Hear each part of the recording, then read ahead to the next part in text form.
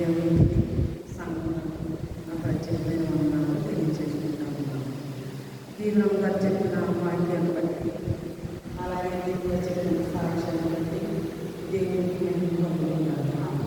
అలాగే దీనిలో చెప్పారు ఎందుకంటే భయము దేవుడు ఆ ధైర్యాన్ని దేవుడితేనే మనం చెప్పగలుగుతాం. మనం మాట్లాడుతున్నాం కాకుండా మరి దీని కొరకు ఎక్కువగా ప్రార్థన చేసుకున్నప్పుడు విశ్వాస సహితమైన ప్రార్థన ఆ కార్యము సఫలము చేయండి. నీ హృదయంలో ఏమి ఆలోచించుకుంటున్నావో దాన్ని తప్పకుండా దేవుని కోరిక తీరుస్తాడు. అప్పుడు మాకంటే ఎక్కువగా బోధించగలుగుతాము.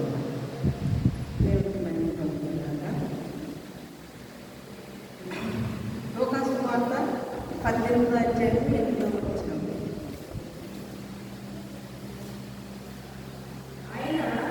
ఆయన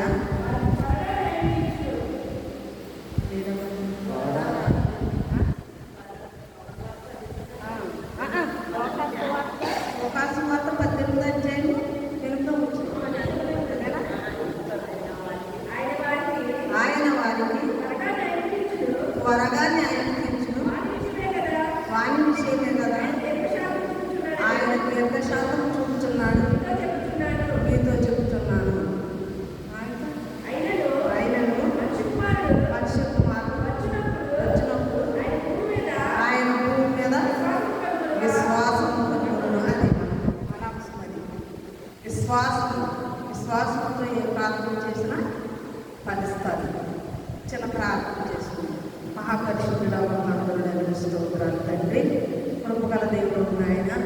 బ్రహ్మ ఈ 40 దినముల ఉపవాస ప్రార్థనలు మాకు ఎన్నో మంచి పాటలు నేర్పిస్తున్నారు. దినదినము కూడా నాయన ఈ యొక్క వాక్యంలోని ఉన్నటువంటి సారాంశము కొంచెం కొంచెంగా మేము తెలుసుకుంటాము. మేము ఎంతో చూపించాం తండ్రి. ప్రతి వారిలో ఉండి మేము మాట్లాడుతున్నాం ఆయన. తెలుసుకోవలసిన విషయాలు తెలుసుకుని మేము నేర్చుకోవలసిన విషయాలు మేము నేర్చుకున్నటప్పుడు నీ కృప చూపించినందుకు వందనాలు తండ్రి. ఈ వాక్యం ద్వారా ఆయన మేము ప్రతి విషయం కూడా ఈ సన్నిధిలో నేర్చుకొని దాన్ని అనుసరించి ఆచరించి ఆయన నీ కృపలో మేము ఎల్లప్పుడూ కూడా వర్తిల్లినట్లుగా సహాయం చేయమని నజరేయుడైన యేసుక్రీస్తునామములో వేడుకుంటున్నాను తండ్రి. ప్రభువు ప్రియ దేవుని బిడ్డలారా, మనము విశ్వాసము కాపాడుకోవాలి. విశ్వాసంతో ప్రార్థన చేయాలి. ఏదైనా మనం సాధించాలంటే మంచి విశ్వాసంతో ఈ కార్యము జరుగుతుందని నమ్మాలి. అబ్రహాము విశ్వాసంతో జీవించాడు. 99 సంవత్సరాలకి గర్భఫలం లేనప్పటికీ కూడా ఆయన భయపడలేదు. దేవుడు తప్పనిసరిగా నాకు ఇస్తాడని నమ్మాడు ఆయన. ఎందుకంటే దేవుని యొక్క వాగ్దానాలు ఉన్నాయి కదా. అన్ని సంవత్సరాలు వాగ్దానం నెరవేర్చుకుంటుంటే మనమైతే నమ్ముతామా? విశ్వాసాన్ని కోల్పోతాం అన్నమాట. కానీ అబ్రహాము కూడా విశ్వాసాన్ని కోల్పోలేదు. అయితే ఇక్కడ చూసినట్లయితే లోకాసు వార్త 18వ అధ్యాయము 8వ వచనంలో అయితే మనం పైన చదువుకుంటేనే కానీ ఈ మాటకి అర్థం తెలియదు. వారు విస్తృత నిత్యము ప్రార్థన చేయుచుండవలెనని అంతకు ఆయన వారితో ఈ ఉపమానము చెప్పింది. దేవునికి భయపడకయు మనుషులను లక్ష్య పెట్టకయు ముందు ఒక న్యాయాధిపతి ఒక పట్టణంలో ఉండేది. ఆ పట్టణంలో ఒక విధవరాలు ఉండెను. ఆమె ఆయన వద్దకు తరచుగా వచ్చి నా ప్రతివాదికి నాకు న్యాయం తీర్చుకొని అడుగుతూ వచ్చింది. కానీ అతడు కొంతకాలం ఒప్పకపోయాడు. తరువాత అతడు నేను దేవునికి భయపడకై మనుషులను లక్ష్య పెట్టకై ఉండినాను. ఈ విధవరాలు నన్ను తొందర పెట్టుచున్నది కనుక ఆమె మాటి మాటికి వచ్చి గోదాడుకున్నట్లు ఆమెకు న్యాయం తీర్చునని ఆమెలో తాను అనుకున్నాను. ప్రియమైన దేవుని బిడ్డలారా, ఈ కఠినమైన న్యాయాధిపతి ఆ విధవరాలు మాటి మాటికి వచ్చి అడిగినందువల్ల అతని మనసు మార్చుకొని ఈ విధవరాలికి న్యాయం తీర్చాలని నిర్ణయం తీసుకున్నాడు. మనము దేవుని సన్నిధిలో ఏదైనా కఠినమైన సమస్య మనలో ఉన్న దేవుని సన్నిధిలో మాటి మాటికి వెళ్ళి ప్రార్థన చేయాలి. మాటి మాటికి అంటే తలుపులేసుకొని ప్రార్థన చేసుకుని గంటకి వెళ్ళి గదిలో ప్రార్థన చేసుకొచ్చి ఎవరికి తెలియకుండా రహస్యమంగా చూస్తున్నాను తండ్రికి వినబడవలని నీ ప్రార్థన అడగాలి. అనేక విషయాలు నేను కూడా అలాగే చేసింది. ఇంట్లో ఉన్నప్పుడు మా ఇంట్లో ఒక సమస్య జరిగింది. మనిషి ప్రాణం పోయే పరిస్థితులు వచ్చాయి. అప్పుడు వంట చేత ఉండేదండి, మళ్ళీ వెళ్ళిపోయిందండి. ఆ గదిలోకి వెళ్ళి ప్రార్థన చేసేదండి, మళ్ళీ వెళ్ళిపోయేదండి. మళ్ళీ ప్రార్థన చేసేదండి, మళ్ళీ వెళ్ళిపోయేదండి, మళ్ళీ ప్రార్థన చేసేదండి. అంటే జరిగిన సమస్య ఎలాంటిదంటే ఇక బతకూడదు, ఈ భూమి మీద ఏదో వేసుకున్న ఏ కృష్ణాలు ఏదేదో కూడా చచ్చిపోతుంది మనిషి, అటువంటి పరిస్థితులు ఏర్పడ్డాయి అని నేను గ్రహించుకున్నప్పుడు నేను అలా మాటి మాటికి తర్వాత మనిషి బ్రతికింది, మార్పు పొందింది, బైబిల్ ట్రైనింగ్ అయ్యింది. దేవుని ప్రభుని బట్టి మీ ప్రార్థన ఆ విధంగా ఫలిస్తుంది. చూసారండి ఎంత గొప్ప సంగతి. మాటి మాటికి వెళ్ళి ఆ యొక్క అధికారిని అడిగినందువల్ల ఆమె ఏమైంది? న్యాయం తీర్చాడు. దేవుడు కూడా మీ ప్రార్థన ఆలకించి మీకు న్యాయం తీరుస్తాడు. ఆయన కఠినమైన సమస్యలు మనలో ఉండొచ్చు, అది మనుషులకు అసాధ్యమే, కానీ విశ్వాసంతో ప్రార్థన చేసినప్పుడు అది ఖచ్చితంగా నెరవేరుతుంది. ఖచ్చితంగా నెరవేరుతుంది. కఠినంగా మరి నిన్న మార్చుకోవడం ఎంత కఠినమైపోయింది. అందరం కూడా ప్రార్థన చేసి ఆ సమస్య తెలుసుకుని నేను ఇంట్లో పెట్టి ప్రార్థన చేయించాను. ప్రార్థన ఫలిస్తుంది ఎప్పుడైనా సరే. ఆ ప్రార్థన మరి అక్కడ పనిచేస్తుంది. ఆ సమస్య కూడా అటువంటిదే. దేవుడి ఇక్కడికి వచ్చే అవకాశం లేదు, అక్కడ ఉండే అవకాశం లేదు. అప్పుడేమో మన మనిషి. కాబట్టి మన ప్రార్థన తప్పకుండా ఆలకించి ఆయన ప్రతిఫలము అది రోగ విషయంలో కానీ, కుటుంబ విషయంలో కానీ, మన దేవదశయంలో మనం ఏ స్థితిలో ఉన్నా మన స్థితిని, మన పరిస్థితిని మార్చగలిగిన దేవుడు యేసయ్య. అందుకని విశ్వాసంతో ప్రార్థన చేసినప్పుడు ఆ కార్యం తప్పకుండా నెరవేరుతుంది. ఆ యొక్క విధవరాలికి న్యాయం తీర్చడానికి ఆ రాజు సిద్ధపడి ఉన్నాడు. నీతిమంతులు విశ్వాసంను బట్టి బ్రతుకుతారు. ఎందుకంటే కొంతమందికి లేవలో ఉన్నప్పుడు విశ్వాసంతో బ్రతికితే దేవుడు మమ్మల్ని పోషిస్తాడు, మమ్మల్ని బ్రతికిస్తాడు అని విశ్వాసంతో అబ్రహాము గారిలాగా ముందుకు వెళ్ళిపోతా ఉంటాము. అది హెబ్రీయులకు రాసిన పత్రిక 11:8 కూడా హబక్కూకు 2:4. హబక్కూకు 2:4.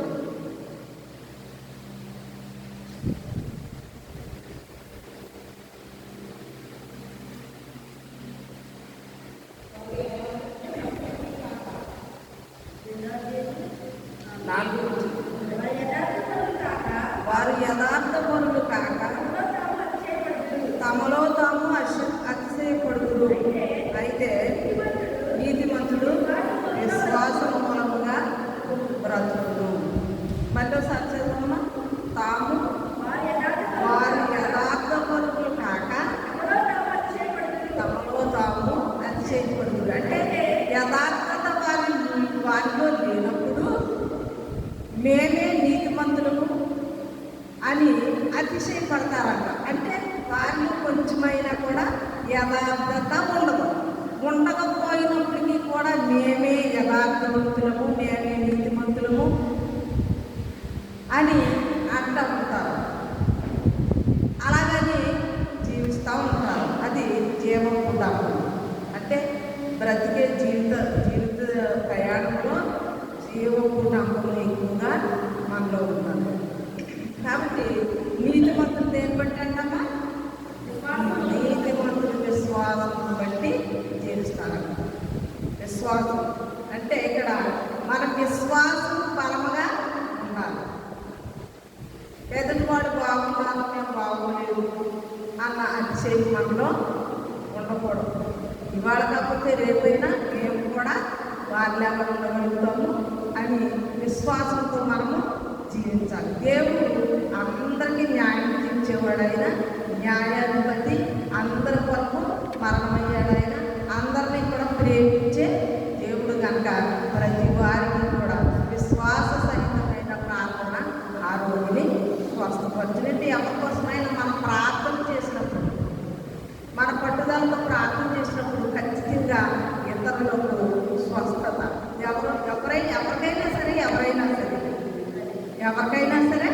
ఎవరికైనా సరే మనం ప్రార్థన చేసినప్పుడు ఖచ్చితంగా ఆ రోగి స్వస్థత పొందుకుంటూ ఉంటాడు. తర్వాత తిమోతికి రాసిన పత్రిక, 2వ తిమోతికి రాసిన పత్రిక 4వ అధ్యాయం 7వ వచనం. మంచి పోరాడి నా పరుగు కడముట్టించింది, విశ్వాసము కాపాడుతుంది. ఇక్కడ పౌలు గారు అంటున్నారు, అపోస్తలుడైన పౌలు ఏమంటున్నారంటే తిమోతికి రాసిన పత్రికలో మంచి పోరాడింది. పౌలు గారి సంగతి మనకు తెలుసు, ఆయన ఎటువంటి వాడో తెలుసు. క్రైస్తవుని హింసించేవాడే, ఆ మార్గం కూడా వెళ్ళేవాడిని లాక్కొచ్చి కొట్టేసి ఎన్ని శ్రమలు పెట్టి కూడా అటువంటి సొమ్ము పౌలుగా మారి అనేక జనాల్ని ఆయన మార్చి వారిని క్రైస్తవులుగా తీర్చిదిద్దాడు ఆయన. అయితే దేవుళ్ళలోకి వచ్చిన తర్వాత ఆయన ఎంతో ఓపికతో సహనంతో యేసుక్రీస్తు వారి కంటే ఎక్కువ ఆయన పరిచయం చేశాడు, మా అందరినీ మార్చాడు, ఎన్నో శ్రమలు అనిపించాడు. యేసుక్రీస్తు వారి కంటే ఎక్కువ శ్రమలు అనిపించాడు పౌలు గారు. విశ్వాసంతో దేవుని రాజ్యం కొరకు ఆయన పోరాడాడు. ఈ పోరాటం మంచి పోరాటం. మనం కూడా మంచి పోరాటం నేర్చుకోవాలి. ఎందుకంటే మనం ఏది చేసినా దేవునిలోనే, ప్రార్థనలోనే, భక్తిలోను, విశ్వాసంలోను మంచి పోరాటం మనము నేర్చుకోవాలి. మంచి పోరాడితేనే నా పరుగు కడముట్టించుకుని విశ్వాసం కాపాడుతుంది.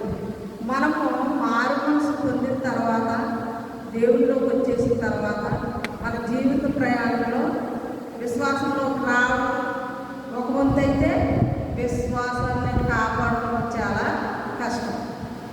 ఇంద్ర పొందులు జారిపోతాం, నోటి ద్వారా, క్రియ ద్వారా, దేని ద్వారా అయినా జారిపోతాం. దీన్నే మనం కాపాడుకోవాలి, విశ్వాసంలో కాపాడుకోవాలి. విశ్వాసం కాపాడుకోకపోతే మళ్ళీ విశ్వాసంలో మనం కోల్పోతే మళ్ళీ మొదటికి వెళ్ళిపోతాం అన్నమాట. మధ్యలో మనకి ఎన్నో శ్రమలు వస్తాయి. ఆ శ్రమలన్నింటిలో కూడా ఓర్పు కలిగి, సహనం కలిగి మన విశ్వాసాన్ని మనము కాపాడుకోవాలి. మనం వస్తువు కొనుక్కుంటాం అనుకోండి, బంగారం కొనుక్కుంటాం అనుకో, ఆ బంగారాన్ని ఎంతో భద్రంగా దాచుకోవాలి. ఎక్కడ పడితే అక్కడ పడైతే అది ఏమవుతుంది, దొంగలు దొంగిలించేస్తూ ఉంటారు. సైతాను కూడా మన విశ్వాసాన్ని కాపాడుకోకపోతే మన విశ్వాసాన్ని సైతాను ఎత్తుకుపోతాడు. అందుకని మన విశ్వాసము జాగ్రత్తగా కాపాడుకోవాలి. దినదినం ప్రార్థనకి వెళ్తున్న మనము ప్రతిరోజు ఏదో ఒక వాక్యాన్ని మన హృదయంలో భద్రపరుచుకొని, ఎప్పుడైనా ఎవరైనా చెప్పిన వాక్యాన్ని అవి గుర్తుంచుకొని వాటి ప్రకారంగా మనం మంచి విశ్వాసంలో కొనసాగడానికి మన ఆత్మలను సిద్ధం చేసుకుని ఉండాలి.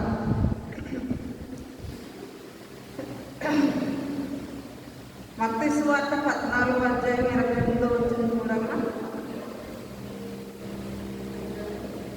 మత్తయి సువార్త 14వ అధ్యాయం 28వ వచనం.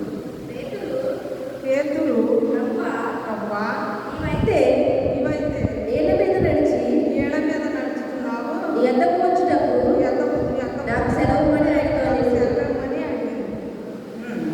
ఆయన రమ్మనగానే పేతురు తోడ దిగి యేసునందుకు వెళ్ళటకు నేల మీద నడిచెను గాని గాలిని చూచి భయపడి మునిగిపోసాగి, ప్రభువా నన్ను రక్షించమని కేకలు వేశాను. వెంటనే చూసినట్లయితే యేసు ప్రభువుని ఎడమ నడిచేదాన్ని, పేతురు కూడా ప్రభువుని నడిచినప్పుడు సగం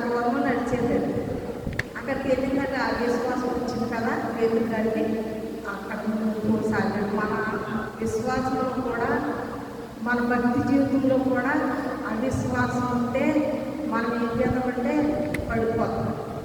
కాబట్టి మనం ఎప్పుడు కూడా అవిశ్వాసంతో మాత్రము ఉండకూడదు.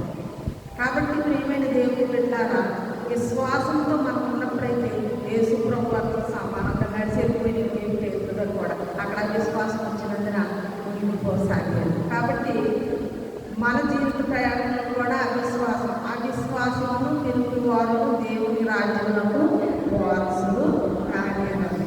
మన విశ్వాసం పడిపోతే మళ్ళీ దేవుని రాజ్యానికి వారసులు కాదు. మనకైతే ఎన్నో కార్యక్రమాలు వస్తాయి, అయినప్పుడు కూడా విశ్వాసంలో బలంగా ఉండాలి. ప్రియమైన దేవుని బిడ్డలారా, భక్తులే శోధించబడతారు. మనమే పడిపోవడం, మనం కూడా శోధించబడతాం.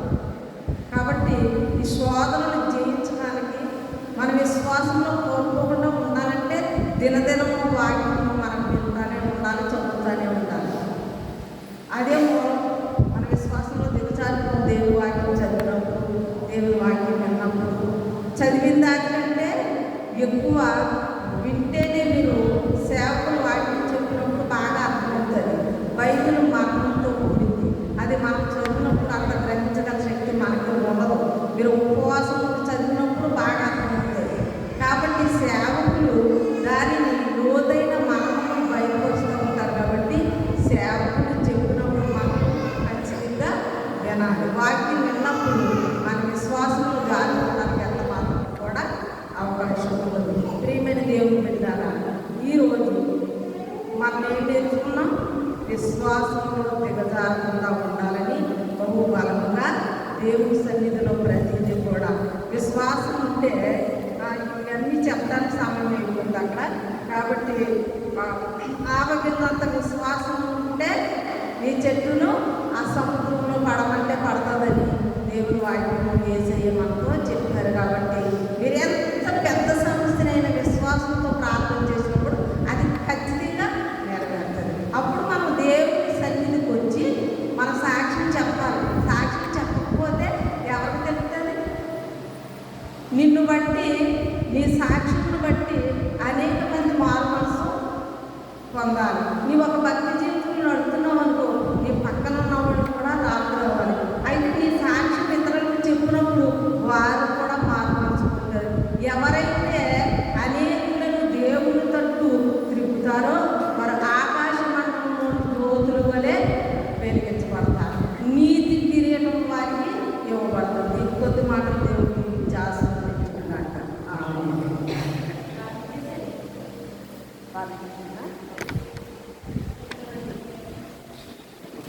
మహాపరిశుద్ధుడా, మహాగణుడా, స్తోత్రాలు తండ్రి.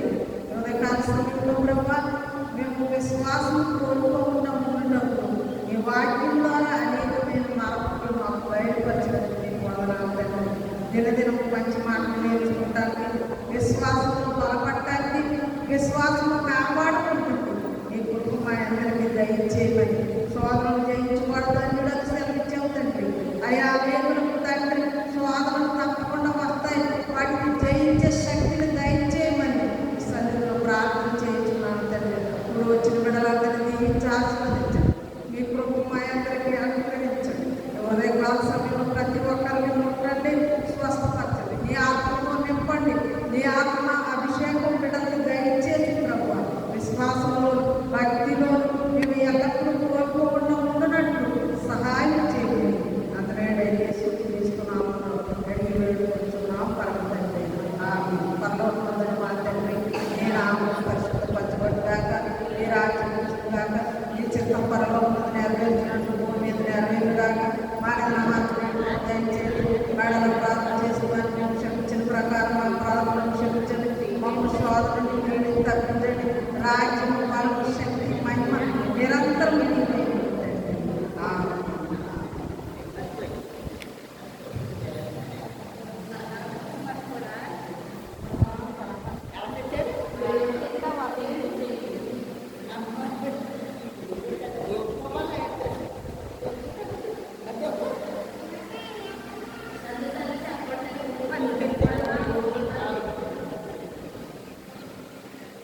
Berapa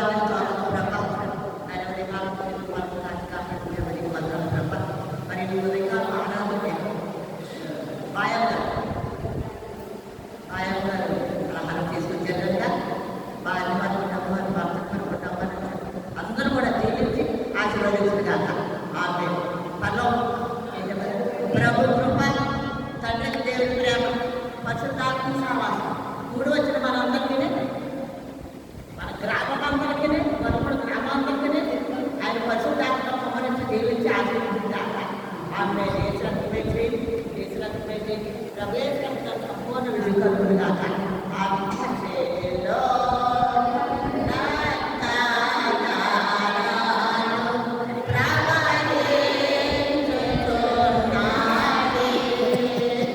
Yeah.